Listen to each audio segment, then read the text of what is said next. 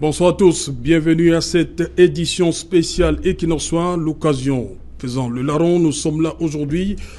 Merci Jonathan Babila, la suite Equinoxois spéciale à l'occasion de cette sortie du président de la République en ce mardi 10 septembre 2019.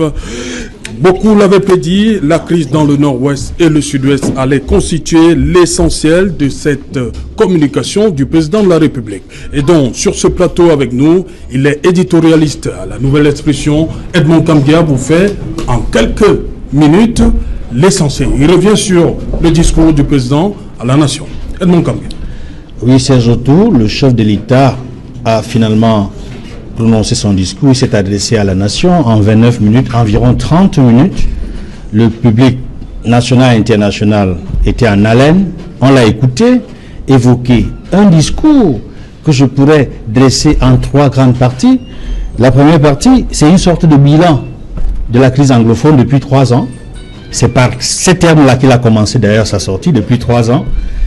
Il a dit tout ce qui a été fait dans le cadre des propositions formulées par le gouvernement pour répondre aux problèmes posés par les associations corporatistes, notamment les avocats, qui avaient fait des revendications. On s'en souvient, c'est eux les premiers qui avaient demandé qu'on traduise en anglais le traité Ouada. C'est par là que le chef de l'État a commencé. Il a évoqué également, en dehors des mesures qu'il a prises, que le gouvernement a prises pour régler la crise, il a dit que le gouvernement est même allé au-delà de ce qui était prévu. Il a cité, répertorié la plupart des mesures qui ont été prises pour régler cette crise au niveau des avocats, au niveau même des enseignants, parce qu'il a globalement parlé des organisations syndicales avec lesquelles le gouvernement a travaillé. Et c'est à ce niveau qu'il a évoqué la notion de dialogue du gouvernement avec les organisations syndicales. Et c'est à la suite de cela qu'il a dressé tout ce qui a été fait pour accélérer la décentralisation. Il a évoqué en passant les élections générales pour parachever ce processus-là. Et dans les rapports entre le gouvernement, notamment entre les forces gouvernementales et les groupes armés, les affrontements, il a mis l'accent sur les atrocités des groupes armés et la solidarité qu'il souhaite du gouvernement, la solidarité de la nation vis-à-vis de ceux qui ont perdu des êtres chers dans cette guerre. Il en a profité pour adresser ses condoléances. Dans une seconde partie, le chef de l'État a rappelé la confiance que le peuple lui a accordée pour qu'il soit élu à la tête de l'État dans le cadre d'un nouveau mandat. Et c'est à la suite de cette réélection qu'il a nommé le 4 janvier un nouveau gouvernement. Et à la suite de la nomination de ce gouvernement, il a rappelé une chose, la question de la marginalisation. Il a dit qu'on évoque beaucoup la marginalisation, la stigmatisation, l'exclusion. Il estime que dans son gouvernement, il n'y a ni marginalisation, ni exclusion, ni stigmatisation. Et que d'ailleurs, depuis 1992, ce sont les anglophones qui sont nommés à la tête du gouvernement. De 92 à ce jour, ils sont soit du sud-ouest, soit du nord-ouest. Et celui qui est là actuellement est du sud-ouest. Son prédécesseur était du nord-ouest, où il a passé, par exemple, il a passé 10 ans d'ailleurs dans cette fonction. Et globalement, il a évoqué des consultations qui ont été menées par les émissaires qu'il a envoyés sur le terrain, les ministres, les premiers ministres, pour régler la crise qui n'a cessé de perdurer. Dans une dernière partie, et c'était ça le point fort, le point focal, qui était l'objet des attentes, que tout le monde attendait, que tout le monde a évoqué dans la formulation des attentes ici, c'était le dialogue national qu'il a annoncé à la fin de ce mois. Sur ce plateau, nous souhaitions tous qu'il y ait un dialogue national inclusif, et nous constatons, par rapport à la formulation de ce dialogue que le chef de l'État a annoncé, qu'il sera inclusif. Il est ouvert. Il est même allé plus loin, que cela va concerner certes la situation dans le nord-ouest et le sud-ouest, mais ce sera ouvert aux parlementaires, ce sera ouvert aux intellectuels, aux autorités religieuses, aux opérateurs économiques, et même aux représentants de la diaspora. Il n'a pas écarté la possibilité qu'il y ait des représentants des groupes armés. Aux hommes politiques. Aux hommes politiques également. C'est dire que le chef d'État allait encore plus loin que ce que l'on espérait. Parce que et les victimes de la guerre. Et les victimes de la guerre. Et les victimes de la guerre. Donc ce dialogue est véritablement inclusif au sens des débats qui ont été ouverts sur les plateaux de télévision depuis pratiquement 3 ans. Donc la réponse, c'est que le chef de l'État annonce dans un mois, à la fin de ce mois, un dialogue national inclusif. Et il va également, à la suite de cette annonce, il évoque ce que le Premier ministre, chef de gouvernement, va faire. Comme l'un des premiers ministres le fit à la tripartite, Sadou Ayatou, de regretter mémoire, qui avait présidé la tripartite. Cette fois-ci, c'est le Premier ministre John Bouté qui va présider ce dialogue national qui a été annoncé. Il a dit justement que ce Premier ministre va effectuer de larges consultations dans le cadre de ce dialogue. Le chef de l'État a envisagé des délégations qui partiront vers la diaspora pour rencontrer les Camerounais de l'extérieur afin qu'ils fassent partie effectivement de cette concertation. Il en a appelé au sens des responsabilités, à la nécessité pour le Cameroun de respecter la règle du droit et que la lutte va se poursuivre contre l'impunité. Et pour terminer, sans aborder de façon claire la deuxième préoccupation majeure que nous avons soulevée comme attente sur ce plateau concernant la tension sociopolitique, il a dit tout simplement qu'il y a l'éventualité d'un pardon dans certaines conditions. On imagine que ce pardon dans certaines conditions peut concerner les autres affaires en cours en ce moment à travers le pays pour détendre l'atmosphère politique. Il a même évoqué le droit de grâce. On sait qu'il y a des affaires en cours où des personnes sont jugées, où des hommes politiques sont jugés. Est-ce que cela concerne l'affaire en cours au tribunal militaire en ce moment? C'est une question qu'il faut se poser. Parce qu'il évoque l'éventualité d'un pardon dans certaines conditions. Il évoque même le droit de grâce. Et je dois dire à la fin que le chef de l'État a dit que ceux qui promeuvent la haine rendront compte. Il a d'ailleurs stigmatisé tous ceux qui sur les réseaux sociaux promeuvent la haine et créent la division parmi les Camerounais. Voilà de manière assez rapide et résumée, c'est autour ce que le chef de l'État a dit. Voilà, Cyril Sambaka, je vous ai vu agacé, parce qu'on a pu prendre le temps ici, c'était exactement 29 minutes. Je vous ai vu agacé jusqu'à, je crois, la 19e minute. Vous n'attendiez pas jusqu'à ce que le président prononce cette fameuse phrase. J'ai décidé de convoquer dès la fin du mois en cours un grand dialogue national. Je vous ai dit au préalable que j'attendais des annonces fortes. Oui. Et pour moi, le bilan... Mais jusqu'à la 19e minute, vous étiez un peu déçu, on va le dire. Il faut dire que nous étions encore dans le bilan du renouveau. Oui. Le bilan du renouveau, tout le monde connaît. Ça n'a pas abouti à quelque chose de plausible. Donc, c'était les annonces fortes qui étaient un problème pour moi. Et je crois que dès que ça a commencé, je me suis senti... Vous avez vu que j'étais réagaillardi, j'écoutais avec beaucoup de conviction et d'attente, et je me suis rendu compte que le dialogue national est vraiment inclusif. Le problème qu'il y a, c'est tout simplement d'en mettre les mécanismes... Ça veut dire que le président vous a écouté? C'est ce que ça veut dire? Le président a finalement écouté tout le monde et il s'est rendu compte que le dialogue inclusif est incontournable. Il est incontournable parce que je vous ai dit dès le départ que nous traversons des crises multiformes. La principale étant celle du sud-ouest et du nord-ouest. Mais il y a d'autres choses à faire. Bon, quand il a parlé de la diaspora, j'ai fait ouf, enfin. Parce que quand on connaît cette diaspora, les associations qu'il y a dans les diasporas, que ce soit les médecins, les architectes, ce sont des gens organisés. Quand on parle donc de la diaspora, c'est parce qu'on veut bâtir ensemble. Et vous savez, le maître mot, la phrase de l'UDC, nous allons faire le Cameroun par nous tous et pour nous tous. Pour nous tous. Et quand j'entends ça, ça me réconforte. Je me dis tout simplement qu'il faut que tout le monde soit de bonne foi. Que tout le monde soit de bonne foi et que tout le monde participe. Parce que ceux qui ne participent pas, en général, n'est-ce pas, on va faire sans eux. Donc, moi je pense que l'expérience de la tripartite doit servir aujourd'hui. Parce que les erreurs de la tripartite ne doivent plus se répéter. Oui.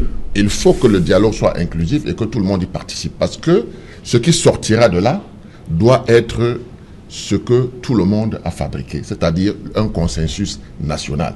Et vous savez qu'un consensus national, c'est très important pour le décollage, qu'il soit politique, économique ou autre. Il y a des problèmes politiques, je vous ai dit. Tout ça va être évoqué. Oui. Donc, il a dit que c'est ouvert. Donc, moi, je pense que il faut, quand on vous tend la main, il faut saisir.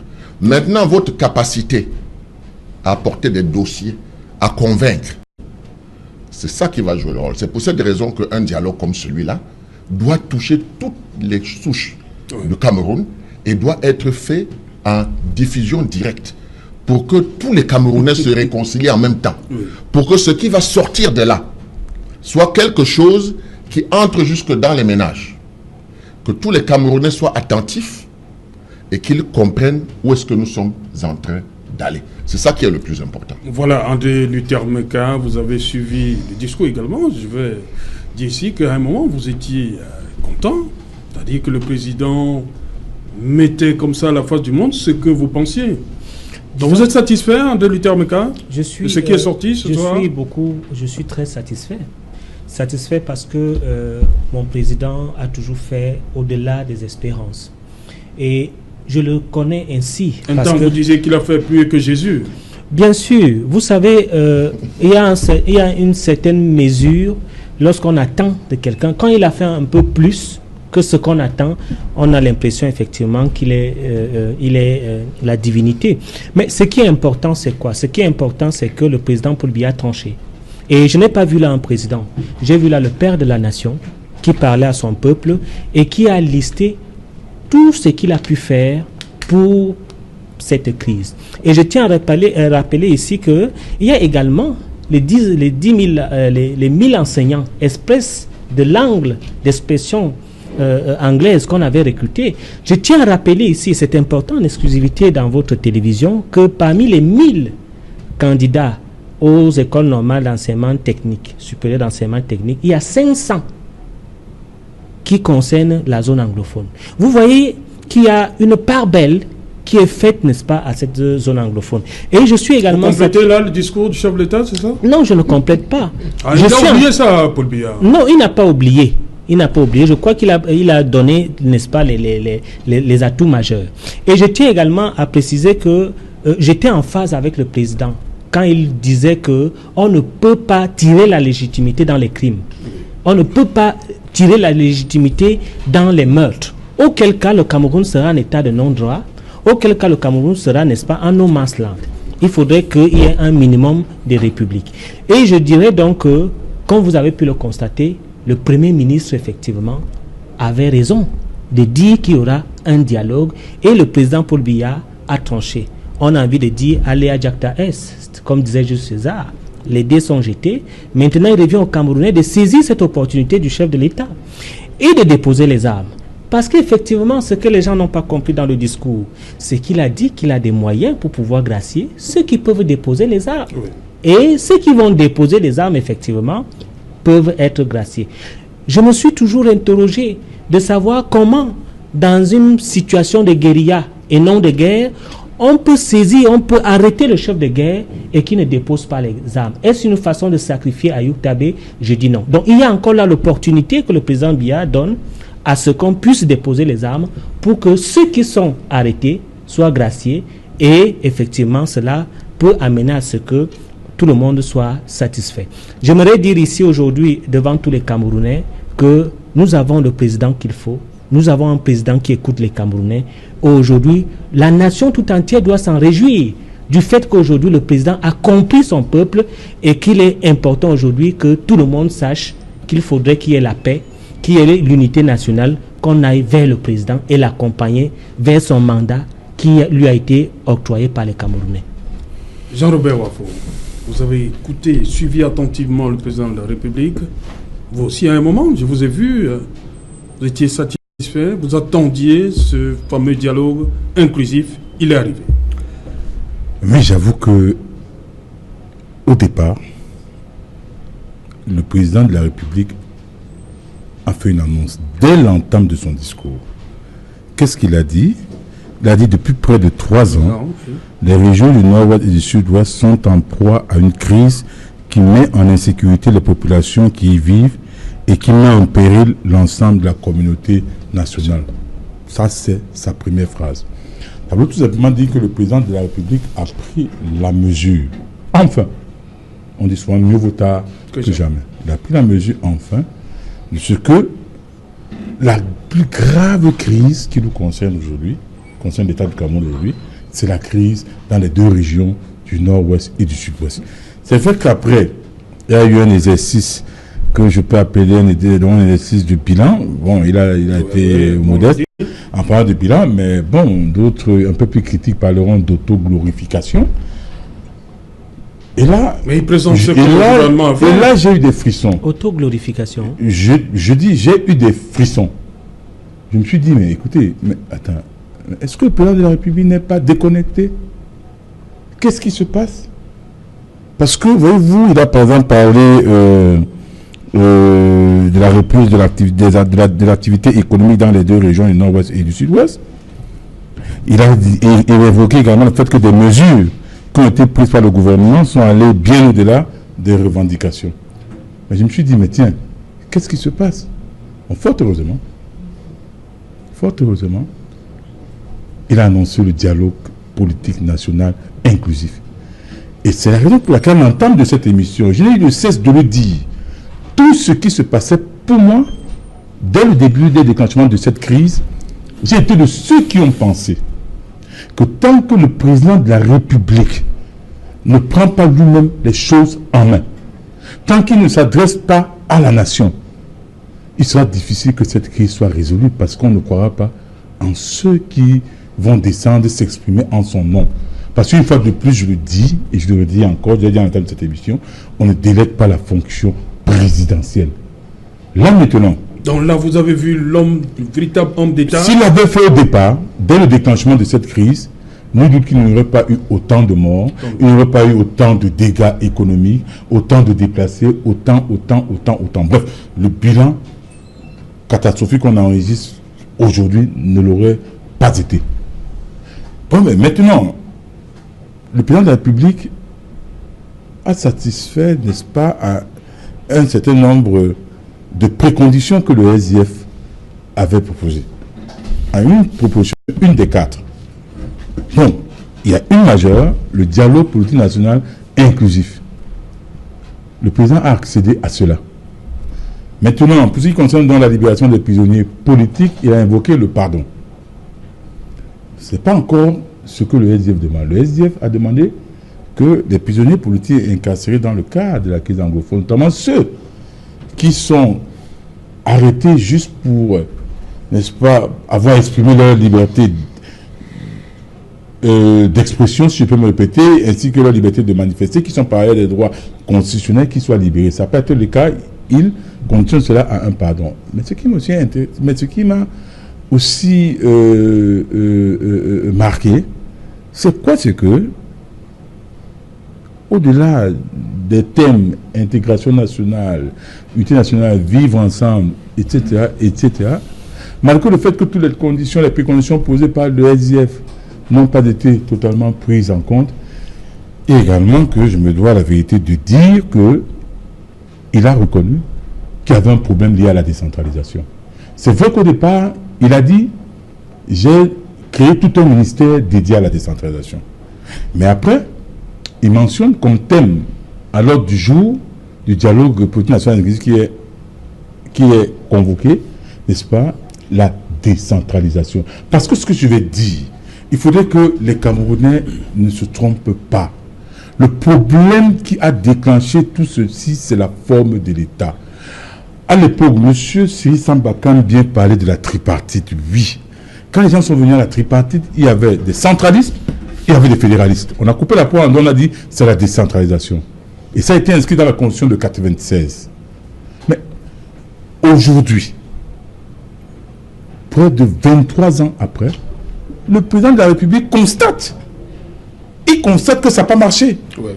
Il constate parce qu'il dit, comme thème, à l'heure du jour de ce débat national politique inclusif, il parle de la décentralisation et le développement local. La décentralisation, il constate que ça n'a pas marché, contrairement au discours officiel ambiant Contrairement aux proclamations qu'on ne cesse de nous balancer à longueur de journée sur des plateaux de radio et de télévision, et même dans les discours officiels.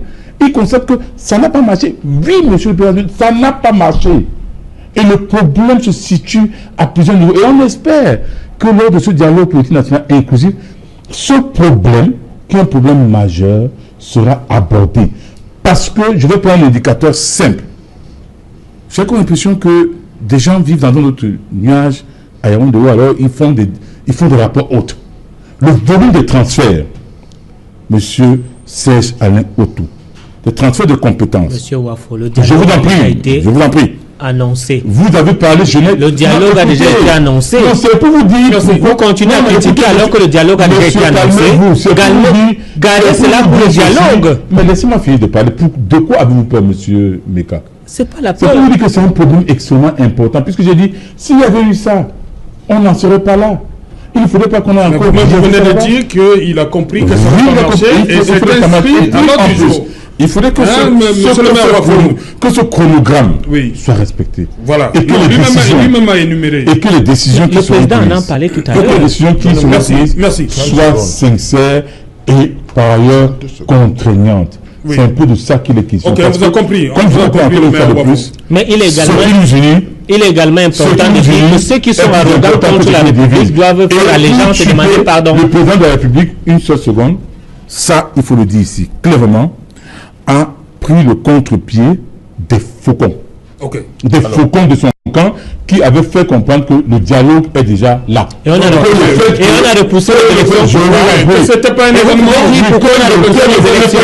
Voilà, que c'est pas un événement. C'est un phénomène. Voilà. Mais monsieur Wafo, si on a repoussé les élections, c'est on vous a compris. A dit officiellement que le dialogue sera un événement. Il a tranché. Non, il a tranché. Et en plus, il a remporté. Monsieur le maire Wafo, vous êtes sur ce plateau. Permettez que je donne la parole. Il a remporté le pouvoir du Premier ministre. On va évoquer ça tout à l'heure. Il a rappelé à tous ceux qui ont tout considéré, tous ces faucons, qui ont tout considéré le Premier ministre comme la serpillère de la République, il leur a fait comprendre que c'est lui qui va conduire ce débat politique national. Inclusif. On en parle tout à l'heure. Tant pis pour les faucons. Justement, il va nous quitter dans un instant, André Luther Meka, allez-y. Monsieur Jean-Robert Wafo, dans l'administration, vous ne pouvez pas intituler personne et aller parler à une population. Donc, si le Premier ministre allait parler à la population, c'est sur les instructions du chef de l'État. De deux, si les élections étaient repoussées... Et quand le dit que l'administration territoriale est allée dans une chaîne étrangère, contredit, prendre le contre-pied du Premier ministre, en disant que le dialogue portera sur tout, sauf sur la forme de l'État. Qui l'a recadré? Vous n'avez pas recadré. Mais j'avais dit dans une émission bien connue permettez à Luther Meka, parce qu'il va nous quitter dans un instant, Luther. Parce qu'il a l'autorité hiérarchiquement. Permettez, Jean-Robert Wafo. Après le président de la République. Luther Meka. Je voulais dire aux Camerounais que si le Premier ministre allait rencontrer les populations du Nord-Ouest et du Sud-Ouest, c'est sur les instructions du chef de l'État. Ce sont les prémices, n'est-ce pas, du processus du dialogue. Et le MINAT? Donc c'était sur instruction de qui? Le MINAT a parlé de la décentralisation. Il y a le chef d'État a parlé de la décentralisation. Pas sur la forme de l'État. Et sa forme, la forme de l'État, c'est la décentralisation. La décentralisation, c'est une manière de gérer un pays. Merci André Luther Meka, merci d'être venu. La parole. Vous également un dernier mot. Oui, un dernier mot. Je voulais également dire à M. Wafo que si on a repoussé les élections, ça veut dire que quelque chose se préparait et c'était le dialogue. Il faut lire, n'est-ce pas, les indices. Oui, il revient au président pour bien de le dire. Merci André Luther Meka. Vous n'avez pas la fonction présidentielle en situation de crise. Merci, on vous a dit à compris. Voilà. Oui, tout à fait. Edmond Kamgia, il nous reste 3 semaines pratiquement pour que le dialogue soit mis en place. Lorsque ceux qui doivent participer, le président dit, entre autres, il y a les forces de défense et de sécurité, les groupes armés et les victimes. Donc ça veut dire que quelque part, c'est une façon de dire que la guerre est terminée. Ils doivent forcément déposer les armes, puisque le président a fixé le cap à la fin du mois. Effectivement, le président... Donc les armes doivent se taire. A fixé le cap et il a appelé à déposer les armes. Donc en réalité, c'est un appel important, mais comme vous le savez, depuis la création de la commission chargée du DDR, désarmement, démobilisation, réinsertion, on avait le sentiment, et c'était réel, qu'on a mis la charrue avant les bœufs. Cette fois-ci, il y a une annonce forte qui est bonne, qui est intéressante, Oui. et que tout le monde attendait, le dialogue national inclusif. Mais il y a un goût d'inachevé. Oui. Il y a un goût d'inachevé pour décrisper totalement l'atmosphère politique. Et il aurait pu le faire après avoir pris cette décision du dialogue, de la convocation d'un dialogue national inclusif. Il aurait pu tout simplement ordonner au ministre délégué à la défense, Délégué à la présidente de la République, chargé de la défense, de procéder à l'arrêt de poursuite concernant les détenus actuellement en jugement devant le tribunal militaire. Et on sait très bien qu'ils sont au moins deux catégories. Il y a les détenus anglophones, il y a les détenus politiques. Et s'il l'avait fait, je pense qu'il aurait répondu de façon globale, non seulement à la demande de la communauté nationale, mais également à la demande de la communauté internationale. Parce que la plupart des recommandations qui avaient été formulées dans la résolution du Parlement européen posaient ces deux points. Ouvrir un dialogue national inclusif sur la crise anglophone. Le chef de l'État vient d'annoncer la convocation d'un dialogue sur ce thème. Et l'autre point, c'était la libération des prisonniers politiques, des détenus politiques. Et cet aspect n'a pas été évoqué. C'est vrai, certes. Le chef de l'État a évoqué dans son discours l'éventualité d'un pardon dans certaines conditions. Il a évoqué son pouvoir, son droit de grâce. Mais nous pensons qu'il aurait mieux fait en envisageant une possibilité qu'il a déjà utilisée 2 fois. Je le disais tantôt qu'il a procédé à un arrêt de poursuite en août 2017, en décembre 2018. Il aurait fait en ce moment-ci, et je le dis en ce moment-ci, parce que le contexte est ouvert, est propice à une telle mesure. Vous savez que dans quelques jours, c'est l'ouverture de l'Assemblée générale de l'ONU. Et la communauté internationale est focalisée sur le cas Cameroun. Il y a, en dehors des débats sur l'Assemblée générale de l'ONU, il y aura un débat général qui est organisé à la fin du mois sur les questions majeures concernant les conflits, les crises un peu partout en Afrique. Et le cas Cameroun préoccupe la communauté internationale. Donc il aurait pris ces 2 mesures que je pense qu'on n'aurait plus rien à lui demander de manière globale pour non seulement régler la crise anglophone, mais aussi faire en sorte que le climat politique soit plus apaisé. Donc, au fond, l'apaisement est comme un verre à moitié vide ou un verre à moitié plein. Ça dépend de quel côté on se trouve. Tout à fait. Voilà. Merci à vous également, Edmond Kambien. Nous allons voir comment il a reçu le discours à la nation aujourd'hui, le gouverneur de la région du littoral, Samuel Dieudonné Iva Adibois. Il s'exprime au micro Equinox Télévision. En tant que gouverneur de la région du littoral, qu'il me soit humblement permis de voir ce soir en le chef de l'État le Camerounais le mieux renseigné. Le Camerounais qui est au fait de tout ce qui se passe dans les 10 régions et particulièrement dans les régions en souffrance du nord-ouest et du sud-ouest. Le chef de l'État est resté sensible aux cris de nos compatriotes de cette partie du pays comme du reste des autres régions et a rappelé combien il suit ce problème de bout en bout, les premières mesures qui ont été prises, qui ont suivi des faits, mais certaines qui ont certainement eu une certaine difficulté d'application. Et aujourd'hui, il décide de créer un cadre d'un dialogue plus élargi, piloté par le Premier ministre, chef de gouvernement. Nous sommes satisfaits dans la région du littoral de savoir que toutes les considérations sont prises au sérieux et que les compatriotes sont tous appelés à contribuer pour que le Cameroun reste un et indivisible.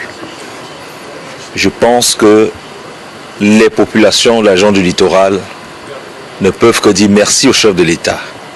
Et par ailleurs, il a tenu à rappeler qu'il est républicain parce que respecte scrupuleusement la loi.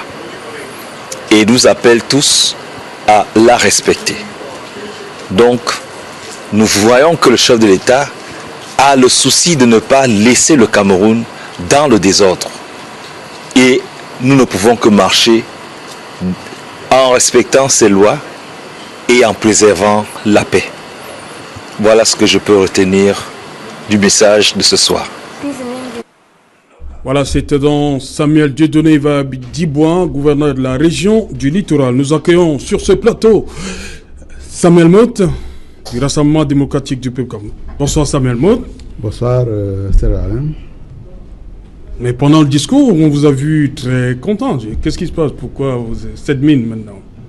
Oh non, mais je suis toujours content. Oui. Je suis le président... Je suis content de ce qui se passe. Oui, le président... Peut-être que l'heure avancée... Votre champion, il a dit ce que vous attendiez? Oui, absolument. Parce que, premièrement, il y a d'abord, dans une première partie, un discours sur la méthode. Oui. Un cours magistral, ce qu'est le vivre ensemble et ce qu'est le fonctionnement de la République.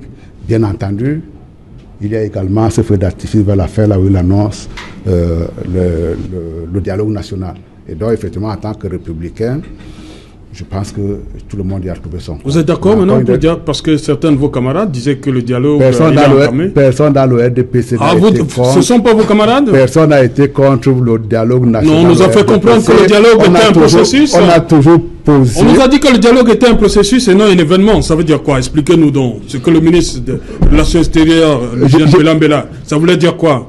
Non, mais parce que là, effectivement, le processus, c'est qu'on se rencontre de temps en temps, on avance un certain nombre de thèmes.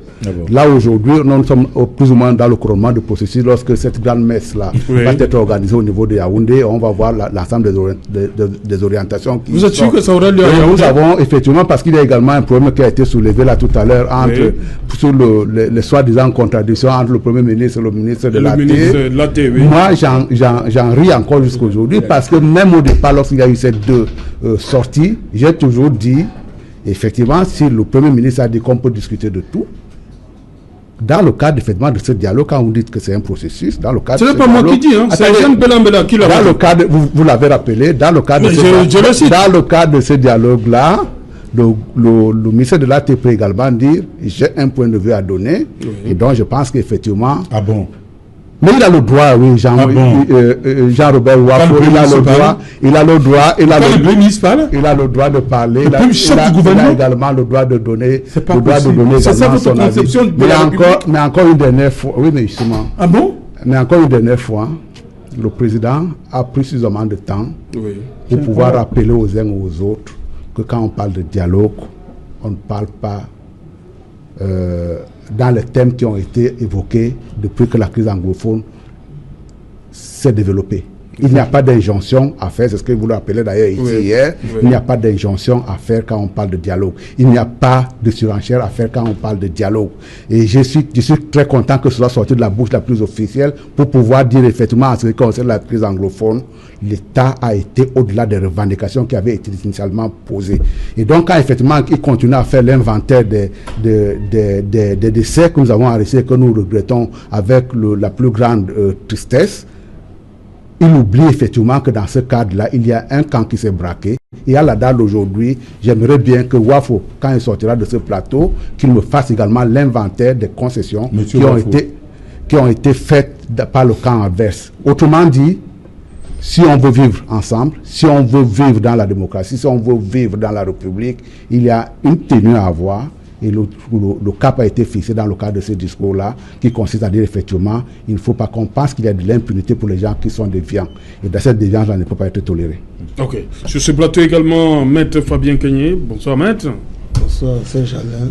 Voilà, vous avez... Oui, bonsoir, monsieur Wafo, que je rencontre pour la première fois sur un plateau de télévision. Bonsoir. Monsieur le président Sambaka, que j'ai déjà rencontré. Bonsoir. La deuxième fois, bonsoir, chers téléspectateurs.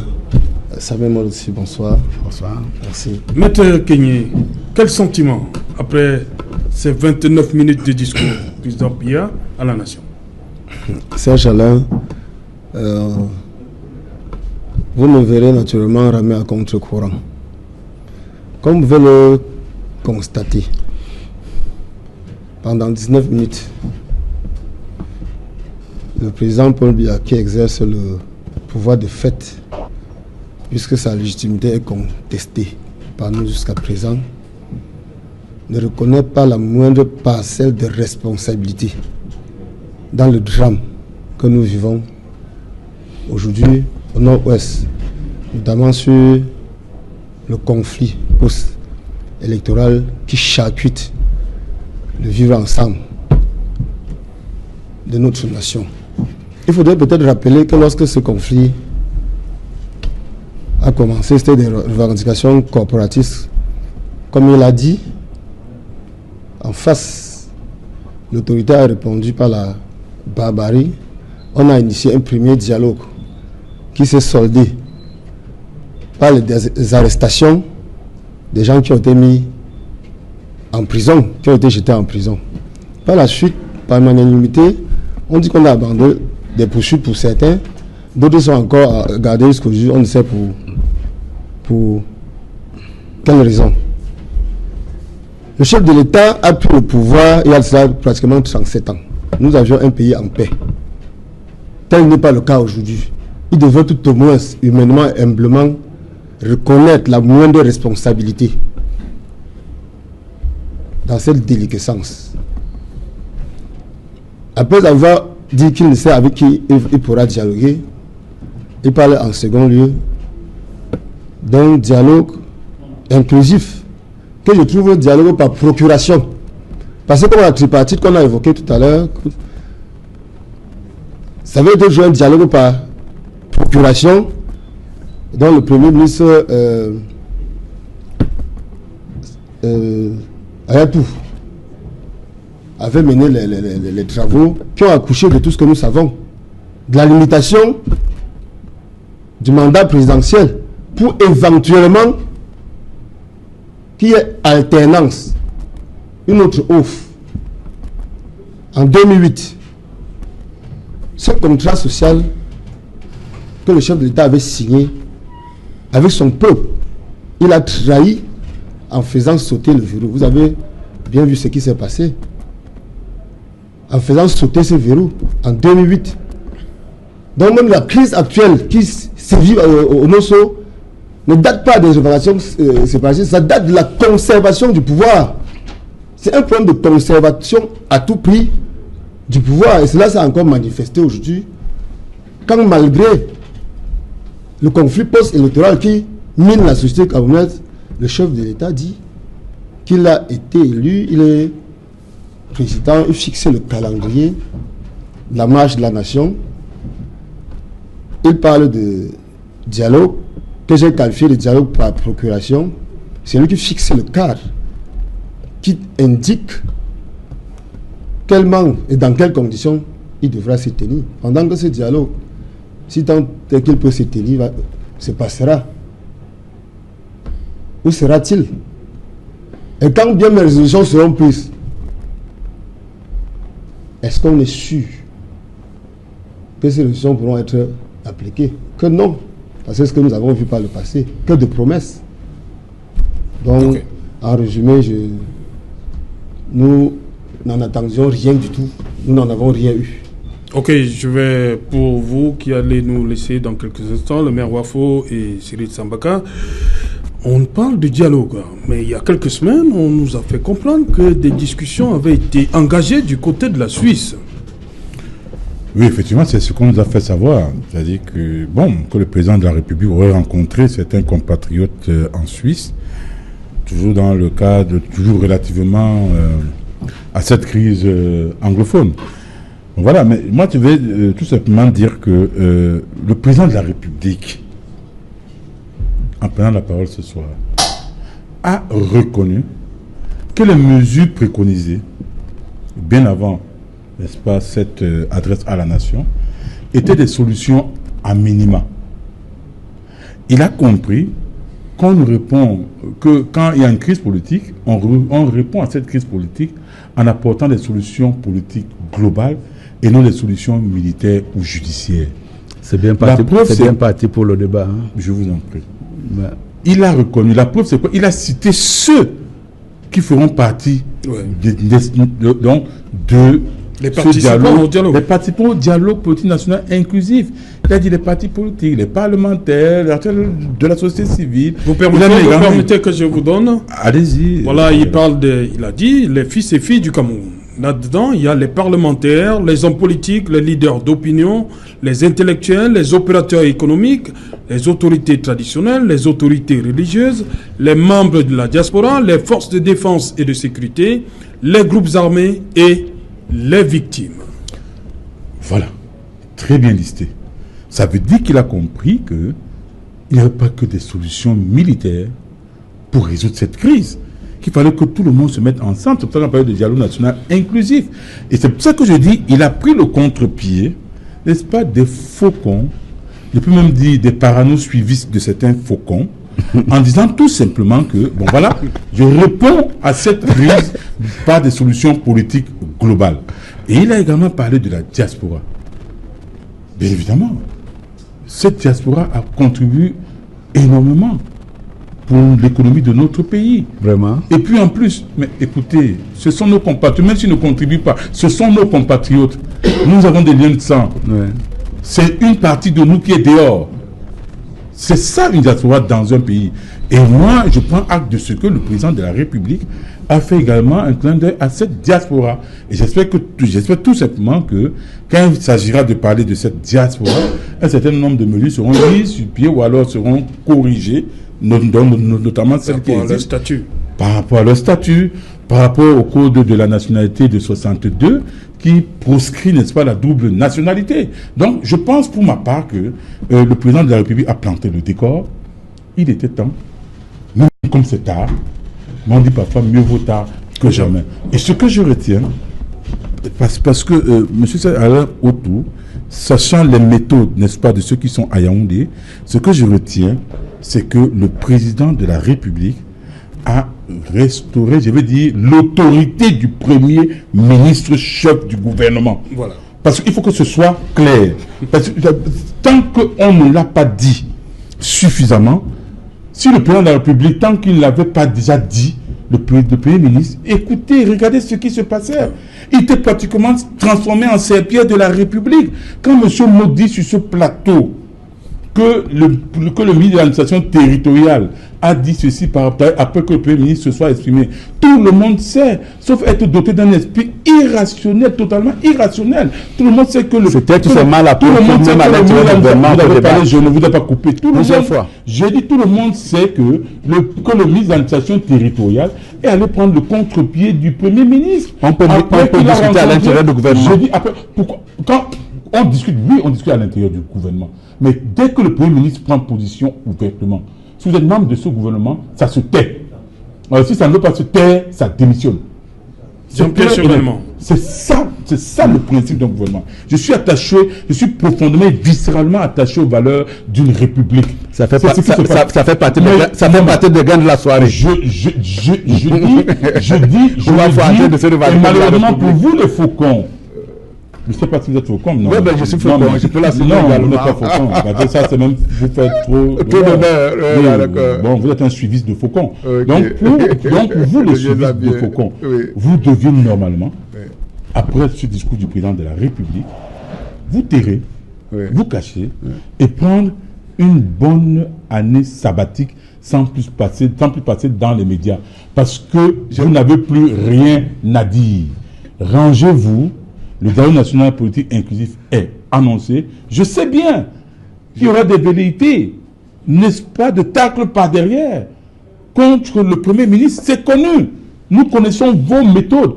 Mais sachez une chose, c'est quoi? C'est que, et c'est un peu ce que je veux dire, il faudrait que le président de la République, une fois de plus, c'est vrai qu'il a désigné le Premier ministre comme celui qui va conduire, n'est-ce pas, ce dialogue, mais il faudrait également qu'il soit ferme, c'est-à-dire que vis-à-vis des faucons, parce qu'il en existe, il a mis terriblement à mal certains faucons de Yaoundé dont lui, il n'est qu'un suiviste. Il faudrait que également, si un faucon manifeste une vérité de vouloir lui faire un tacle par derrière, que les sanctions suivent. Parce qu'on en a marre. On ne voudrait plus que le bilan continue. Donc, on voudrait que la paix revienne là-bas, dans les deux régions du nord-ouest et du sud-ouest, que tous les problèmes soient abordés, n'est-ce pas, dans ce dialogue politique national inclusif. Tant pis pour vous. Et je dis, le président de la République a un certain âge. Et à cet âge, je le dis parce que je suis également traditionnaliste. Un certain âge. Vous commencez à respecter l'âge du président de la République. Je dis, je l'ai toujours fait. Je suis désolé. Ça fait partie également de gain de la soirée. Je dis bien, je l'ai toujours fait. Ouais. Je l'ai toujours fait. Ah, c'est ça. Vous avez compris? Mais je dis une chose, c'est pas parce que je le fais que moi, je dois accepter tout ce qu'il dit, tout ce qu'il fait. Mais je dis tout simplement que le président... Jean-Robert, permettez aux autres de s'exprimer.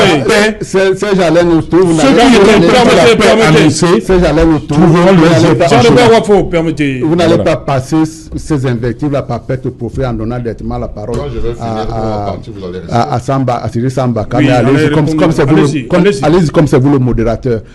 Ça fait partie également des gains de la soirée. Je suis également venu prendre ma part d'invectives. Et si effectivement la paix sociale passe par les invectives que je peux recevoir, je les prends pour moi. Quand également le président de la République dit voilà ce que j'ai fait pour ce qu'il y ait de la conciliation des êtres et que je n'ai pas reçu également de répondant en face, je suis dans cette lignée-là qui considère également qu'il y a des gens dans la République qui peuvent afficher une certaine forme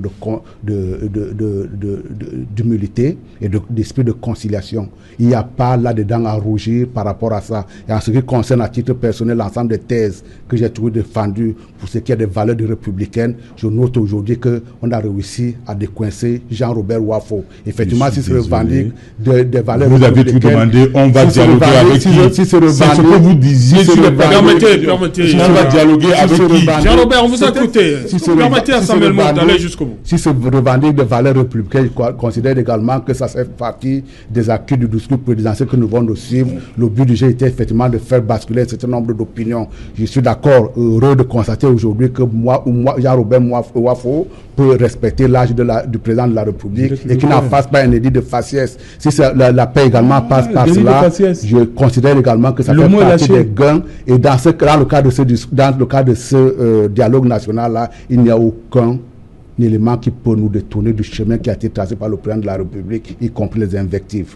Mais maintenant, dialogue avec Sambaka, pour sortir, oui, voilà, avant qu'on accueille les deux derniers invités. Je disais que pour moi, j'ai l'impression que ce qui nous a été refusé hier, c'est-à-dire la tripartite 2, est effectivement arrivé avec tout ce qu'il y a comme douleur entre la tripartite 1 et aujourd'hui. Mais en même temps, je dois dire que beaucoup de choses avaient été abordées. Peut-être les gens sont encore ignorants de ce qui c'était la tripartite. Vous voyez, parce que même cette décentralisation dont on parle, on avait évoqué le fédéralisme. Mais on avait pu démontrer que le fédéralisme est la deuxième étape. C'est d'abord la décentralisation. Parce qu'on peut faire le fédéralisme et avoir un fédéralisme centralisé. Mais c'est les communes qui étaient les vecteurs de développement. Donc on a pu comprendre cela, on est parti vers les régions. C'est pour ça que les provinces ont été transformées en régions. Maintenant, il fallait mettre le contenu et la tripartite 2 n'est pas venue. Donc on a eu tous les tracasseries que nous avons eu jusqu'aujourd'hui. Mais ce que je dois dire, c'est que dans ce dialogue inclusif qui est appelé, nous devons avoir à l'esprit que le but recherché, c'est la réconciliation entre les Camerounais. C'est clair. C'est le pardon, c'est le partage et c'est la reconstruction. Maintenant, je dois préciser que dans la tripartite 1, ce qui avait été arrêté dans les résolutions, c'était de libérer les prisonniers politiques. Ça a été fait. C'était de faire une amnistie fiscale. Ça a été fait. Ce qui n'a pas été fait, c'était précisément la tripartite 2 pour enclencher donc cette nouvelle constitution. Maintenant, quand je dis que les Camerounais doivent absolument être au courant de ce qui se passe dans ce dialogue inclusif, C'est parce que pour que nous aboutissions à quelque chose de plausible, il faut que ça se fasse, le dialogue se fasse à 2 étages. C'est-à-dire l'étage des gens qui participent en écoutant leurs représentants. Il faut qu'ils suivent ce dialogue. Parce qu'il faut que la réconciliation se fasse en une seule fois. Il ne faut pas que ce soit des délégations qui partent faire la réconciliation. Parce qu'on a essayé de le faire, ça n'a pas marché. Il faut que ce dialogue inclusif soit quelque chose d'ouvert.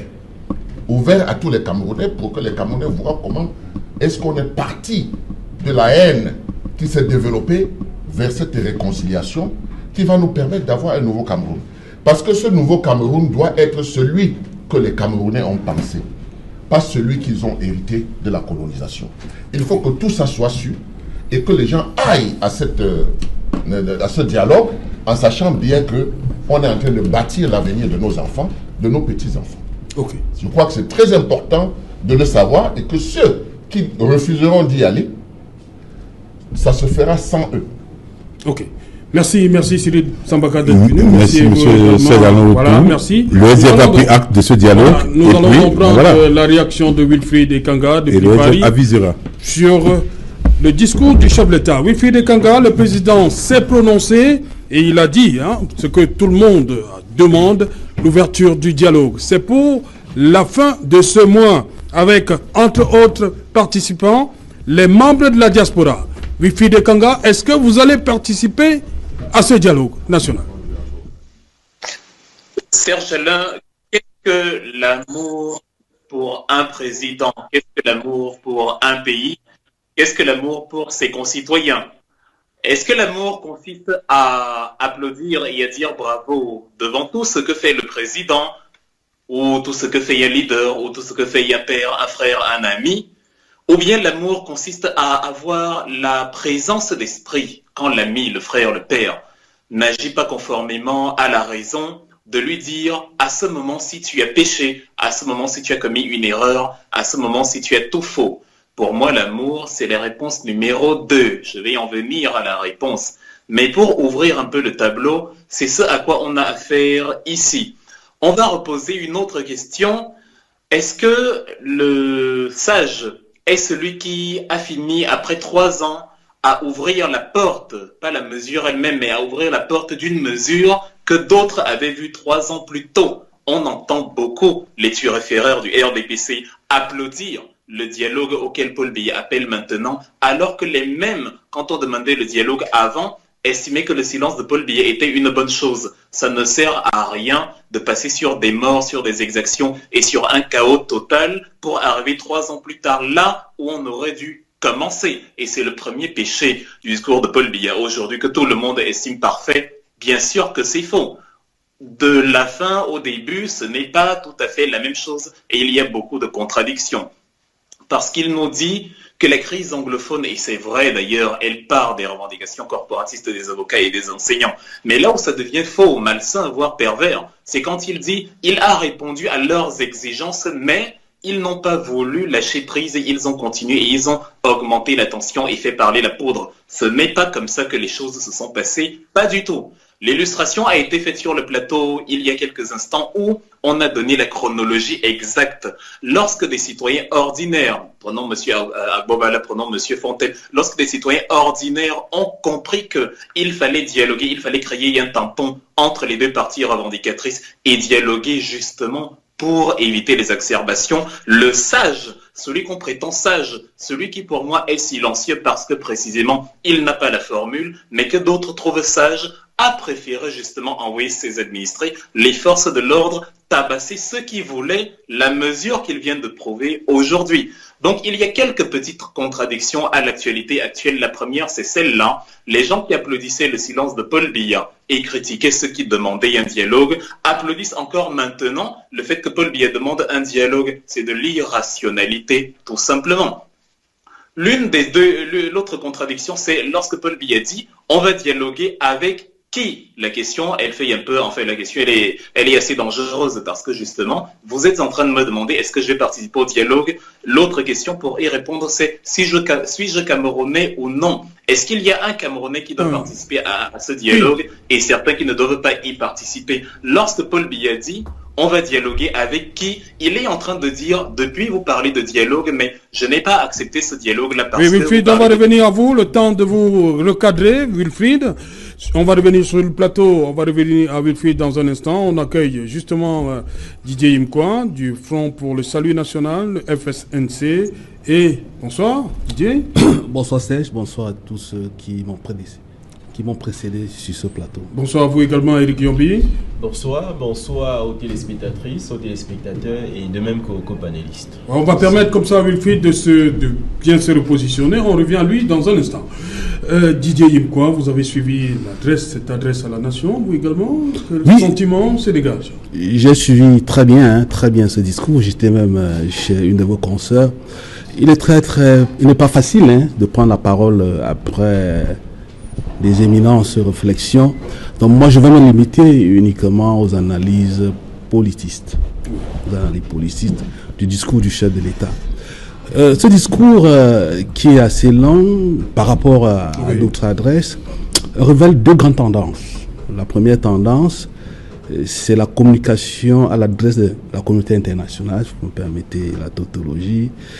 Et ensuite, la communication à l'adresse de la communauté nationale avec deux aspects qu'on peut relever facilement. Le complet du dernier mot, ensuite le recentrage politique. D'abord, je commencerai par l'adresse à la communauté internationale. Voyez-vous, je suis convaincu que d'ici le 20 septembre, le président Biya, le mendiant de la paix, se rendra aux États-Unis, aux Nations Unies. Évidemment, dans ce contexte, parce que généralement, c'est quelqu'un qui parle peu, il s'adresse à la nation le 10 février aux jeunes. Donc vous êtes de ceux qui pensent que ce discours, c'était beaucoup plus pour faire plaisir, entre guillemets. Non, pas pour faire plaisir. Le président Biya, non, pas pour faire plaisir, parce que le président Biya a reçu beaucoup de pression sous forme d'input. Oui. Il fallait comme ça charger sa besace d'output. Vous avez suivi plusieurs fois ce qu'il a dit, ce qu'il a fait. Je dois dire je vais revenir sur le recentrage parce qu'il a prononcé à peu près 25 fois le jeu. Donc je vais revenir là, pendant 25 fois et 3 fois le nous. Donc il s'est adressé à la communauté internationale et je vous mets au défi, si vous voulez vous m'inviter dans une semaine, s'il va aux États-Unis, le discours qu'il a tenu, ce sera le même mot à la communauté urbaine. Donc il va répondre à la communauté urbaine. Il va dire, il a mis beaucoup de pression. J'ai fait ça, j'ai fait ci, j'ai fait ça, j'ai fait ci. Il a dit 25 fois, le nous 3 fois. Ça marque quand même une certaine... Je reviens là maintenant sur le plan national, évidemment. J'ai parlé de recentrage politique.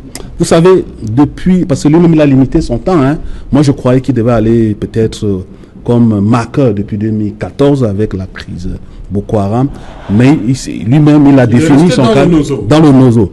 Donc moi je pense que quand on regarde de 2016 à 2019 aujourd'hui, il y a beaucoup de choses qui sont dites. Il y a des gens qui sont lancés même des pics. Voyez-vous, la sortie du Premier ministre après celle que d'aucuns ont cru que c'était une cacophonie, que je ne considère pas comme une cacophonie parce que le régime du RDPC qu'on a beaucoup étudié marche un peu comme ça dans ce que Luc Signou appelle le Camus dans l'entre-deux. Et à chaque fois, c'est le chef d'État qui est l'arbitre, qui est l'hégémon central, qui est celui qui doit dire le dernier mot. C'est là où revient maintenant le complet du dernier mot, qui a été théorisé, universalisé par son conseiller spécial, Luc Signou. Vous voyez que tout ce que le président a fait, quand vous faites une analyse politique, c'est toujours Luc Signou qui arrive. Donc nous sommes là dans un recentrage politique. Après un décentrage politique, il y a eu quelque chose comme le désordre, mais c'est le président Biya qui s'affirme aujourd'hui comme le maître du jeu, comme le maître du temps. Donc voilà quelques analyses politiques que je peux faire à partir de ce discours de près de 30 minutes. Voilà, président Biya comme le maître du jeu, comme le maître du temps. Maître du temps, comme dit Didier Imkwa. Vous, spécialiste des relations internationales, Eric Yombi, le discours d'aujourd'hui, c'était pour préparer l'arrivée de Biya à New York à la 74e session de l'AG des Nations Unies. Il y a cet élément qui a pesé évidemment dans la balance, mais je vais commencer par autre chose. Oui. J'ai vu un chef de l'État aujourd'hui rassembleur. Oui. Je l'ai vu à un moment de la nation, un moment de la République, un moment très grave, un moment où il a même souri pendant son discours. Oui. Il a esquissé au moins une fois un sourire. Ça arrive pas. C'est révélateur. Ça arrive pas souvent. Non, pour un moment grave, oui. C'est plutôt rare. Oui. Je vais commencer par ce que j'aurais aimé dire à la fin. Je pense que le président Biya est en train d'écrire ses mémoires. c'est une dimension personnelle qu'il faudrait qu'on intègre désormais dans la réalité camerounaise. Nous sommes dans une phase où il a un souci prononcé. Je ne dis pas qu'il n'avait pas ce souci hier, mais il a un souci prononcé désormais d'écrire l'histoire telle qu'il aurait toujours voulu qu'elle fût. Je disais tantôt, j'ai vu un chef d'État rassembleur. Certainement, il s'est souvenu de cette citation d'Amadou Ahidjo que je vais paraphraser, qu'il a dit évidemment lorsque le Cameroun a cédé à l'indépendance. C'était à Yaoundé. Il a dit: une jeune nation n'a besoin de gaspiller ni ses hommes, ni ses moyens. Ni ses hommes, ni ses moyens. Depuis au moins 2 ans et demi, le Cameroun a gaspillé ses hommes et ses moyens. Et il y a une autre réalité qui est venue nous rappeler les choses, de même qu'au président Biya ces derniers jours, lui-même, à travers ceux avec qui il travaille, on nous a précisé que les deux régions anglophones sont des régions sinistrées. Comprenez également que s'il y a une réalité économique de plus en plus difficile, il y avait déjà, n'est-ce pas, des éléments au sens social. On peut parler ici, évidemment, du plan d'assistance humanitaire d'urgence. Il manquait dans tout cela, évidemment, une réponse politique. C'est la politique qui devait donner une impulsion à ces autres membres, qu'ils soient économiques ou bien sociaux. Et évidemment, vous avez parlé de l'Assemblée générale des Nations Unies. Mais avant d'arriver là, je dois vous rappeler une évidence. Nous avons à l'horizon le 1er octobre. Il ne faut pas l'oublier, le 1er octobre. On a parlé de la rentrée scolaire, mais il y a le 1er octobre. Et le 1er octobre, depuis pas seulement 2 ans, mais depuis 92, et le chef de l'État l'a si bien dit, date à laquelle pour la première fois et de manière récurrente et régulière, on a eu un premier ministre anglophone en 92 dans ce pays. Suite à l'élection contestée, effectivement, il y a eu dans ce pays des fédéralistes. Il y a eu aussi ceux qui voulaient la sécession. Bien s'il est vrai que ces 2 mouvements furent minoritaires à l'époque, de plus en plus ils prennent l'ascendant. Le chef de l'État a joué sur un temps politique. Le chef de l'État a joué sur un temps politique qui se manifeste aussi à l'international. Certainement, probablement, le chef de l'État sera aux Nations Unies pour présenter l'initiative qu'il a mise en place, à savoir ce fameux dialogue. Mais certainement, nous reviendrons là-dessus, mais je ne vais pas dire que je suis inquiet. Maintenant que nous sommes dans le dialogue, j'ai envie de dire comme certains, c'est le début du commencement. Oui. Est-ce qu'aujourd'hui, on peut dire que la forme de l'État est dans le dialogue? C'est la question. Lorsqu'on nous parle des groupes armés, nous sommes tous d'accord.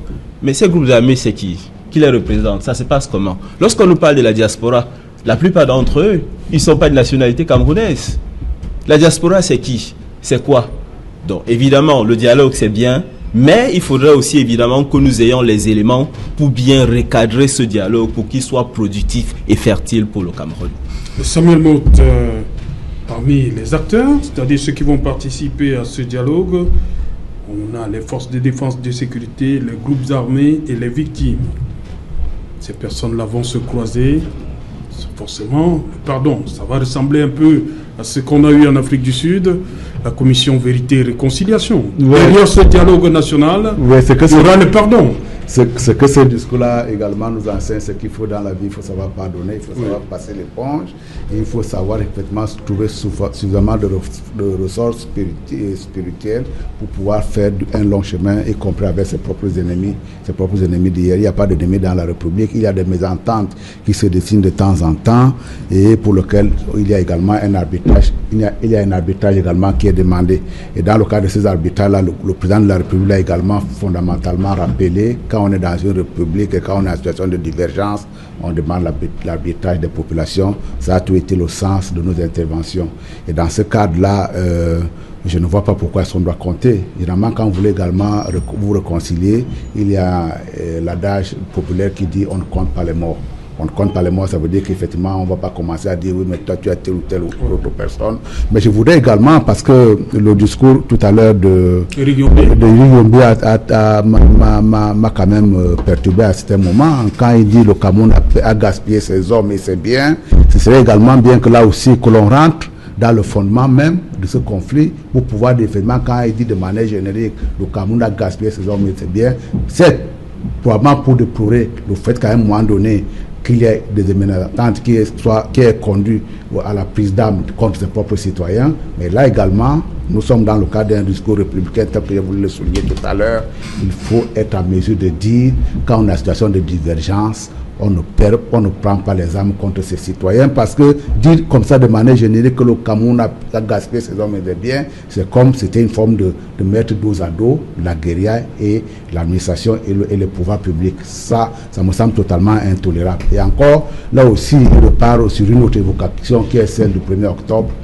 Tout ça, je crois que nous devons être en mesure aussi de l'oublier, parce que lorsqu'il y a une main tendue, le 1er octobre a certes existé, a été une période marquante de la vie d'une communauté quelque part, mais ce qui compte aujourd'hui et ce qui comptera demain sera la communauté camerounaise. Ces rappels historiques, très souvent, sont source de tension, ces rappels historiques sont source de différenciation, ces rappels historiques également sont source de discrimination, également de mésentente. C'est pour ça que je pense, lorsqu'on ouvre un chapitre comme celui-là, il faut savoir taire l'ensemble de ces choses-là. Et vous voyez très bien, le président de la République continue à insister sur le fait que la commission de démobilisation de désarmement qui a été mise en place continue à fonctionner, et il est toujours disposé à recevoir ceux des hommes qui, à un moment donné, armés et qui auront compris son discours. Et ce serait bien également qu'il y ait cette volonté-là qui puisse être saisie de telle manière à ce que l'on puisse assez rapidement sortir le gaspillage également des hommes et des biens. Mais en même temps, il dit que ceux qui ne vont pas déposer les armes, ils vont trouver en face. C'est un papa fouettard en même temps aussi. Mais cela va de soi, ce n'est pas un papa fouettard. C'est un papa qui est compréhensif, qui est prêt à admettre effectivement que de temps en temps certains enfants puissent s'égarer, mais qui doit également tenir un certain nombre d'équilibres, parce que, et là également, c'est un appel que je lance aux gens qui vont à la conférence, au dialogue national. Oui. C'est également un appel que je lance à l'ensemble des gens qui font un espoir.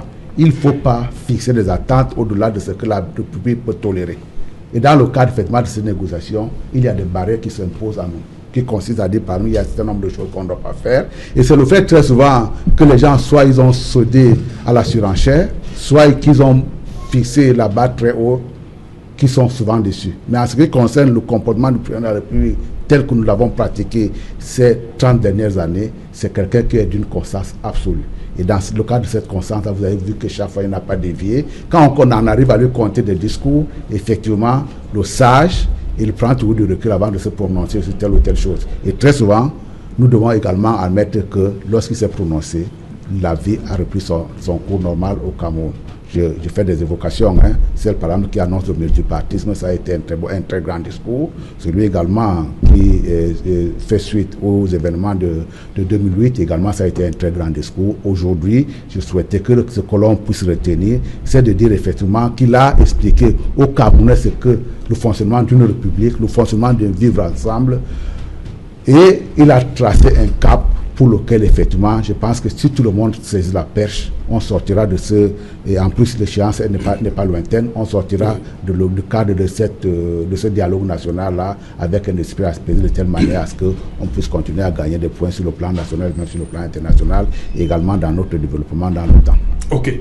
Maître Fabien Kenyé, justement, dans les missions que le président a fixées à cette commission, il dit que ce ne sera pas seulement les questions liées au NOSO Nord-Ouest Sud-Ouest. Il dit que ça va également toucher des questions d'intérêt national.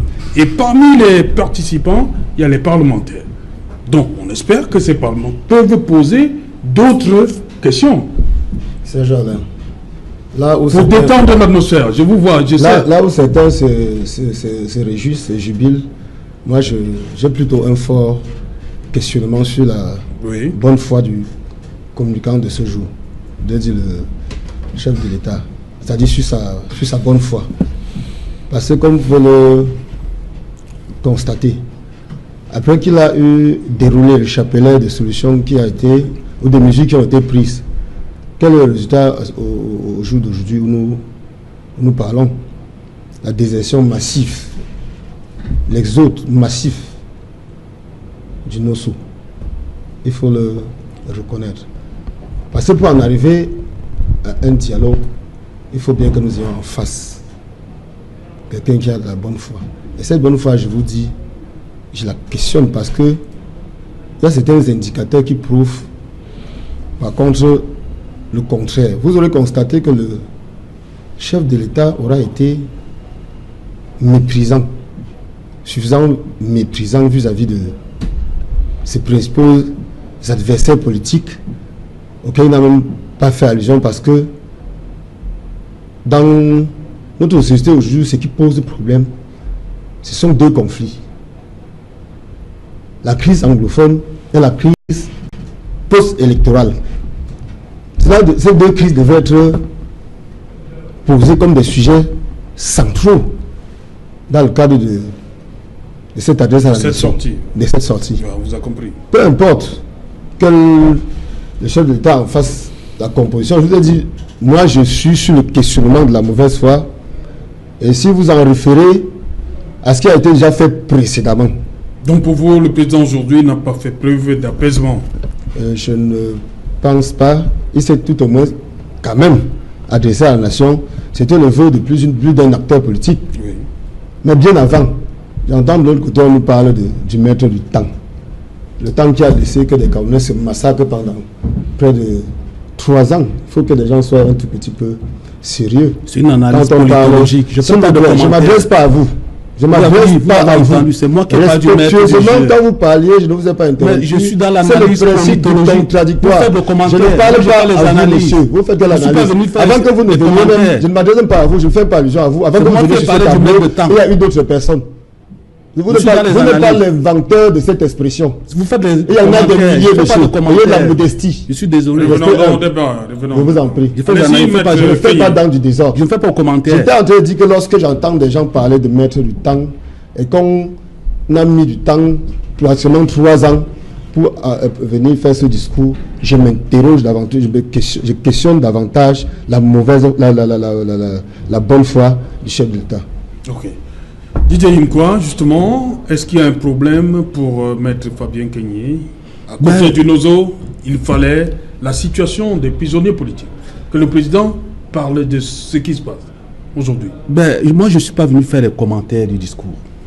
Le discours du chef de l'État est tellement limpide qu'il faut beaucoup plus faire dans les analyses politiques, politologiques, les faits. Donc, il faut être rigoureux. Je ne suis pas venu ici faire les commentaires. Tout le monde peut faire les commentaires sur le discours, le radoter, le reprendre comme il veut. Ce discours recèle un autre visage du chef de l'État. Lorsqu'il dit j'ai nommé, j'ai alterné le Premier ministre entre la région du Nord et Sud-Ouest, il est là, il démontre là qu'il est un adepte de Michel Foucault. Michel Foucault, c'est le créateur du néologisme de la biopolitique. La biopolitique, c'est cette démarche qui voudrait promouvoir les personnalités aux dépens des collectivités. Si tant il est que, même en faisant la promotion des personnalités, il y a une charge capitale, symbolique, politique assez importante, mais il n'en demeure pas moins que lorsque vous développez les collectivités territoriales, c'est plus durable. Donc la biopolitique est vivable, elle n'est pas durable. Donc quand le président dit j'ai nommé, aujourd'hui il devait se raviser. Parce qu'il a nommé le Premier ministre, mais malheureusement ça a débouché sur une crise. Ça veut dire que nous qui sommes alliés, mais pas aliénés, parce que lorsque vous avez un allié, il faut de temps en temps lui dire la vérité. C'est le FSNC, la gouverne de oui, sinon vous n'allez rien lui apporter. Donc pour dire que lorsque vous êtes un allié dans mon village, on dit que lorsque vous dansez avec un aveugle, de temps en temps il faut le toucher pour qu'il sache que sur la scène il n'est pas seul. Donc moi je dis que ça c'est l'un des visages du chef de l'État, faire la biopolitique, la promotion des personnalités, il a toujours fait, mais il se trouve aujourd'hui que il a fait aux dépens des collectivités. Parce que c'est pour ça qu'il dit j'ai nommé tel, j'ai alterné entre la région du Nord-Est, du Sud-Ouest, dans la nomination du Premier ministre. Il faudrait qu'il se ravise aujourd'hui, évidemment, que c'est une démarche anthropologique et même ontologique qui n'a pas marché et change de paradigme. Donc je crois que si nous allons peut-être dans ce discours, si nous allons dans cette structuration du dialogue, nous lui dirons que monsieur le président de la République, moi dans mon village, je souhaiterais qu'on me donne un point d'eau qu'un ministre. Parce qu'il faut penser au bien-être collectif qu'au bonheur personnel. Ok.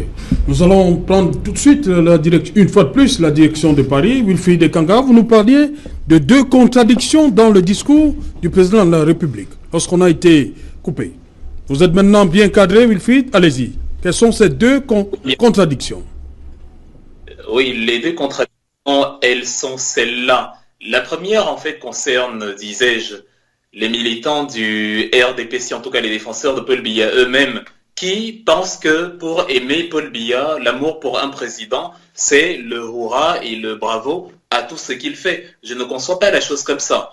Même si c'est avec mes enfants plus tard, j'aimerais bien que si je vais vers la crevasse, ils me disent « tu es en train de faire une bêtise ». Comme ça, si je continue dans la bêtise, je ne pourrais m'en prendre qu'à moi-même, mais on m'aura prévenu. C'est assez malsain de se dire que comme il est le président que nous soutenons, on va lui dire bravo et appuyer tout ce qu'il fait. C'est-à-dire, c'est une incapacité de remise en question qui plombe justement le Cameroun. Parce que normalement, on pourrait dire objectivement, il n'y a même pas de raison de débattre. L'état du Cameroun actuel nous donne raison. Il y a des gens qui pensent que parce que les choses vont bien pour eux, ça veut dire que ça va bien pour tout le Cameroun et que le pays prospère. Parfois, on se demande comment il est possible que nous, à 6000 km de là, on arrive à mieux appréhender les problèmes du terrain que ceux-là même qui sont censés être sur le terrain et analyser cela. Le patriotisme n'est donc pas l'amour déraisonné pour celui qu'on considère comme le président de la République ou l'amour déraisonné pour toutes ses décisions. Non, le patriotisme, c'est la remise en question de ce qui ne va pas, le questionnement, voire la critique, parce que c'est de la critique qu'émerge la vérité. Et c'est pour ça que nous critiquons Paul Biya, parce que précisément lui, en tant que personne, ne vit pas les mêmes difficultés que nous. On a bien vu que dans le fameux dialogue international inclusif qu'il lance, il considère que le discours qu'il vient de promulguer, c'est fini, sa tâche est accomplie, vu que tout est délégué au Premier ministre. Et après, on ne le reverra plus. Rares sont les pays qui acceptent une posture pareille. Mais nous, au Cameroun, parce qu'on s'est embrigadé dans un processus de déification, c'est le grand Paul Biya, il est maître du temps, c'est faux. Aucun humain n'est maître du temps. Le temps a exacerbé la crise anglophone parce que les principaux teneurs des décisions ont été incapables de résoudre les problèmes quand ils étaient encore à leur genèse. Et c'est pour ça que je disais au début que M. Agbambala, M. Fontaine, en tout cas les leaders du consortium, qui eux ne sont que de simples citoyens, qui n'ont pas la grande sagesse de Paul Biya, ont curieusement compris 3 ans avant Paul Biya qu'il fallait dialoguer et ils ont donc créé ce tampon-là entre Paul Biya et justement entre l'administration et justement les populations en disant il y a un malentendu déjà sur les textes de l'OHADA, sur les revendications des enseignants aussi, il y a des malentendus institutionnels, essayons de parler de ça sans qu'il n'y ait des prises de tête. Donc on va créer ce tampon-là, ce tampon humain que nous serons. Et contrairement à ce que Paul Biya dit dans son discours, parce que là aussi c'est une fausseté, il dit les mesures ont été prises lorsque cette crise a démarré, les avocats, les enseignants, et les mesures ont été prises voire même au-delà, mais les méchants anglophones, les méchants citoyens qui eux ne comprennent pas la magnanimité de Paul Biya ont continué à vouloir saccager la nation. Pourtant, les faits nous disent que les choses ne se sont pas passées comme ça. Et la négation du fait, c'est le problème que nous avons avec le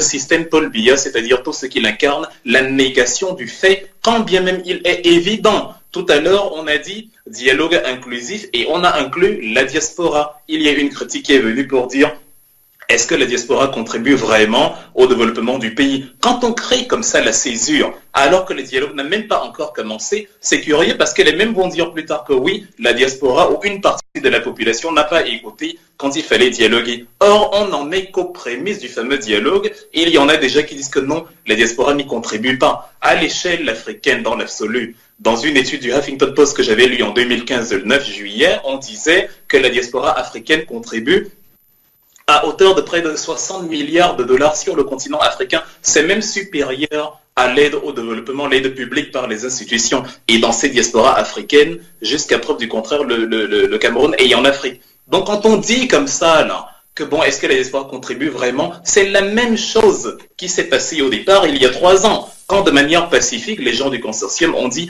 on va discuter, et d'ailleurs on le voit encore avec les partis politiques, vous marchez pacifiquement, on vous tire dessus, c'est-à-dire la violence face à la recherche du dialogue, parce qu'on dit vous n'avez pas respecté la loi, comme si la répression militaire était le respect de la loi. Donc, ça ne s'est pas passé comme ça. On a d'abord tabassé et c'est ça qui a exacerbé les tensions et qui a conduit à ce que les gens veulent autre chose que ce qui est au départ parce qu'ils se sont dit si nous sommes tabassés, si nous sommes molestés parce qu'on revendique, il n'y a pas d'avenir dans cet état-là. Nous voulons un état séparé. Donc, tant qu'on n'a pas remis en question, tant qu'on n'a pas fait un mea culpa fondamental sur les prémices de ce qui nous amène là, on continuera à penser alors que la réalité nous montre l'absolu contraire. on continuera à penser que non, tout a été bien fait, le président Paul Biya fait tout, il est maître du temps, il est non. Moi, je considère que quand un citoyen ordinaire découvre 3 ans plus tôt ce qu'un prétendu sage découvre 3 ans plus tard, c'est un aveu d'incompétence. Sinon, quelle est la différence avec un pays où les choses n'iraient pas bien? Et on nous a donc fait comprendre la question que le dialogue n'a pas été élaboré depuis le début parce que la question demeure, on va dialoguer avec qui? La question nous a déjà interpellés, mais à la fin, on voit comment Paul Biya dit que le dialogue inclusif, justement, va concerner les fils et les filles du Cameroun. Mais justement, c'est de ça qu'il s'agissait, le dialogue inclusif avec les fils et les filles du Cameroun. Il y a un écrivain français, ça me revient parce qu'on y est, Alexis de Tocqueville, qui a écrit dans les années 1830 un livre de la démocratie en Amérique. Là-bas, il dit, je cite, « Le citoyen le plus misérable a, de par son bulletin de vote, la même influence sur le cours politique que le milliardaire le plus puissant. » Ça veut dire qu'il n'y a pas de super citoyen, nous avons tous la même valeur devant la République. On ne peut donc pas demander, moi le grand président, moi le grand timonier, moi le dieu du Cameroun, je vais dialoguer avec qui? Comment ça, avec qui? Je suis président parce qu'il y a des gens que je gouverne. Le président a besoin de la foule. Pour être président, la foule peut exister même sans président. Donc le président est au service de cette foule-là parce qu'elle lui permet d'exister. Il ne peut donc pas poser la question, je dialogue avec qui? Avec justement tous ces acteurs-là qui ont des revendications et on doit être prêt à écouter des revendications qui ne nous plaisent pas. Et on doit être prêt à reconnaître que on ne vit pas dans un manichéisme où il y a des anges et des démons d'un côté, dont les méchants anglophones ont commis des exactions, mais nous les bons, nous n'avons rien fait. Il y a des gens dans le Nozo qui ont été brutalisés. Il y a des gens dans le Nozo qui ont été assassinés aussi par les forces de l'ordre. Et ces gens-là n'entendent pas un discours qui dit « les anglophones ont commis des exactions ». Ils vont dire « moi, à titre personnel, ce sont les soldats qui sont venus justement saccager ma maison ». Comme nos MRC, on va dire, ce ne sont pas les Ambazoniens qui ont tiré sur nos militants, M. Gaëtan Gankam ou Mme Michel Ndoki, ou ce genre de choses. Il faut savoir, quand on veut un dialogue réel, se remettre en question et dire on remet les pendules à zéro. On a tous commis des erreurs et c'est là le sens du dialogue. Comme on n'est pas parfait, on remet les pendules à zéro et en partant de là, il n'y a pas d'ange, il n'y a pas de démon, on recommence. Voilà la vraie construction nationale. Sinon, on ne pourra pas empêcher les Ambazoniens de penser que eux aussi, ils sont les bons. Et les ressortissants du Nozo qui actuellement n'ont pas pu aller à l'école, n'ont pas pu reprendre leur activité parce qu'il y a la crise. Ceux qui ont déserté ces zones pour aller dans le littoral ou au centre sont en train de poser la question comment Paul Biya peut dire dans son discours que l'activité économique au Nozo a repris alors qu'on sait que la fameuse CDC est en train de perdre les 50% voire plus de ses parts d'activité à cause de la fameuse crise. Donc, la négation du fait est malsaine. Ce n'est pas parce qu'on dit que quelque chose n'est pas, que cette chose n'est pas bel et bien. Les gens ont dit pendant des millénaires que la Terre n'était pas ronde ou ne tournait pas. Pourtant, le fait, il est là. J'ai compris. Merci Wilfried. Merci de nous avoir accompagnés tout au long de cette soirée depuis Paris. Merci Wilfried. Les débats vont s'enchaîner tout au long de la semaine. Voilà, merci à Wilfried depuis Paris. On va faire un dernier tour de table, vraiment en 30 secondes pour sortir l'émission. D'abord vous. Oui, je vais d'abord permettre... vraiment en 30 secondes, on me fait des grands signes. Tout à fait, tout à fait. Je vais réagir par rapport au dire de M. Mott. Vous savez, une société ne peut pas évoluer tant qu'elle n'a pas une représentation historique d'elle-même. Elle doit comprendre son passé, aussi douloureux soit-il. La question n'est pas de mandat effacer le passé. Vous ouvrez un autre débat là. Je vous ai dit un dernier tour de ce que j'aimerais dire, la question anglophone ne commence pas en 61 Fumban, elle commence beaucoup plus tôt, notamment en 59. Les questions qui vont se poser avec ce fameux dialogue, ce sont des questions mémorielles, ce sont les questions de représentation historique, parce qu'évidemment en ce moment, ce qui fait difficulté avec ce souci anglophone, c'est tout simplement qu'on ne veut pas, à travers un certain nombre de mesures concrètes, reconnaître cette spécificité anglophone. Et c'est pour ça que de plus en plus... La différence entre vous et moi, c'est que nous pensons que nous pouvons bâtir une république sans ce primordialisme-là. Monsieur ne faites absolument pas un cours d'histoire. Ce primordialisme n'a pas de raison d'être dans la République. Il y a d'autres primordialismes plus fondamentaux que celle-là, que celui-là.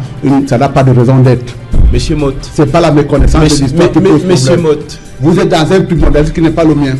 C'est tout simplement ce que je voulais vous dire. L'élégance voudrait que vous écoutiez. Oui, allez-y. Ça, c'est la première des choses. Je suis en train de dire ceci et j'assume. Oui. Dans la sémantique récurrente que nous connaissons avec la question anglophone, Southern Cameroun, ça refait non à une réalité culturelle, politique qui n'a pas encore été prise en compte dans la résolution de la question anglophone. Et il faudrait l'élégance, monsieur Mott, souvenez-vous de cela.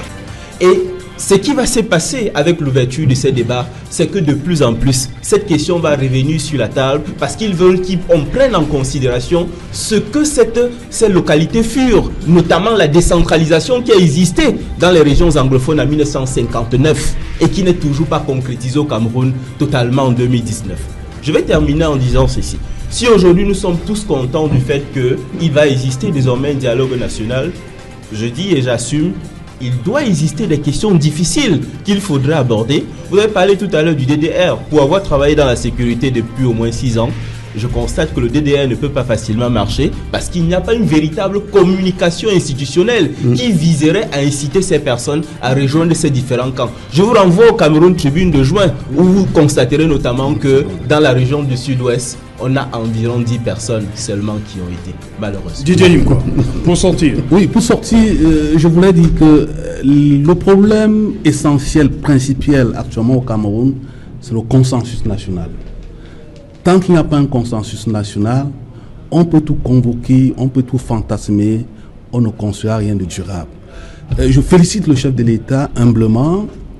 Je vais lui offrir cette fable de Jean Lafontaine, le meunier, son fils Elan. Le président Bianchi aujourd'hui est en train de creuser son sillon vers le panthéon politique. Lafontaine chute en disant ceci, je cite, « Allez, venez, courez, demeurez en province, prenez femme, abeille, emploi, gouvernement, les gens parleront, n'en doutez nullement. » Ok, merci. Serge Alain, merci. Pour ce qui me concerne, nous attendons de ce fameux dialogue le résultat des promesses faites par le chef de l'État depuis pratiquement 37 ans en termes de tramway, en termes de bout du tunnel, en termes de grandes réalisations, en termes de grandes ambitions, en termes de grandes opportunités et en termes de paix.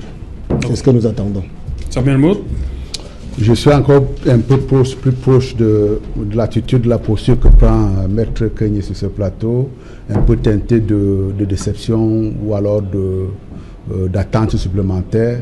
J'ai de moins en moins de la peine à comprendre, effectivement. Parlez pour vous, hein? Oui, je parle pour moi. Défendez votre champion. J'ai du mal à comprendre. J'ai du mal à comprendre les diatribes. Parce que nous attendons encore le bout du tunnel. J'ai du mal à comprendre les diatribes que vous avez infligées tout à l'heure de ce petit garçon-là qui pense qu'il peut donner des leçons à tout le monde. Et je voudrais également citer le président Paul Biya, parce que c'est notre champion, effectivement. Il y a toutefois lieu de remarquer que la prolifération des initiatives, c'est parfois malheureusement appuyé sur des idées simplistes. La direction d'un pays est d'une complexité sans faille. Ce que j'ai voulu dire à mon jeune fils tout à l'heure, c'est qu'effectivement, je pense qu'on peut bâtir... Non, mais c'est pas pour ouvrir le débat. On peut bâtir une république. On peut bâtir une république par-delà les clivages. On peut bâtir la république par-delà les faits historiques. On peut bâtir la république pour demain en tenant compte effectivement de là d'où on vient. Mais il ne faut pas en aucun cas que notre passé de soit un loup fardeau pour nous. Et donc l'ensemble des différences que nous aurons pu constater jusque-là, si nous pouvons les gommer, y compris dans le cadre de dialogue-là qui s'ouvre, ce sera bénéfique pour la République. Et il vaut mieux effectivement que tout le monde puisse s'engager à suivre la démarche qui a été ouverte ce soir. Voilà, merci cher monsieur d'être venu. Merci à toute l'équipe qui nous a accompagnés jusqu'à cette heure tardive de la nuit pour cette édition spéciale Equinox Soir. Bonsoir, Minta.